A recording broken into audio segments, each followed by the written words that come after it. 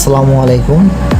এই পদ্ধতিটি ব্যবহার করার জন্য অবশ্যই সংখ্যাটি 2 অঙ্ক বিশিষ্ট হতে হবে এবং একক স্থানীয় অঙ্ক 5 হতে হবে, তাহলেই আমরা এই পদ্ধতিটি ব্যবহার করতে পারবো।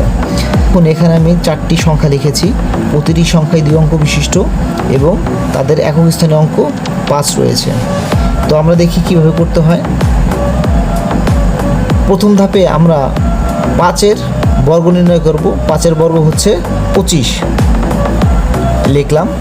পরবর্তী ধাপে কি করব, আমরা এই দশক স্থানীয় যে সংখ্যাটি রয়েছে তার পরবর্তী ক্রমিক সংখ্যাটি আমরা লিখব। 1-এর পরবর্তী ক্রমিক সংখ্যা কত? 2। এখন 1 আর 2 গুণ করলে কত হয়? 2, অর্থাৎ 15-এর বর্গ করলে হবে 225। একইভাবে 5-এর বর্গ যদি আমরা করি, 5×5 = 25।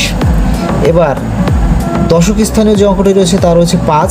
5-এর পরবর্তী ক্রমিক সংখ্যাটি হচ্ছে 6, তাহলে 5 আর 6 গুণ করলে কত হয়? 30, অর্থাৎ 55-এর বর্গ হবে 3025। তৃতীয় সংখ্যাটি রয়েছে 65, তাহলে 5-এর বর্গ 25।